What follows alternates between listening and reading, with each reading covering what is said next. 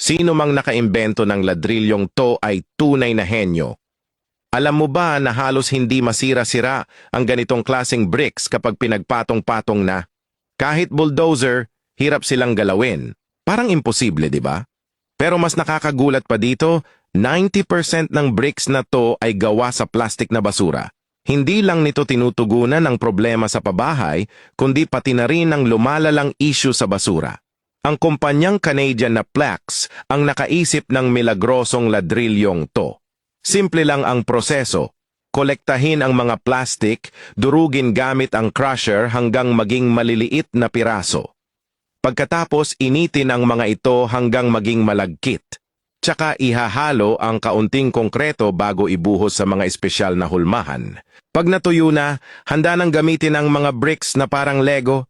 Madaling ipatong at ikabit gamit lang ang kamay. Walang kahit anong tools na kailangan. Bawat brick, tumitimbang lang ng 5 pounds. Sobrang gaan pero higit 3 beses na mas matibay kaysa sa ordinaryong bricks. Kaya ikaw, pagkakatiwalaan mo ba ang ganitong bricks para sa magiging bahay mo?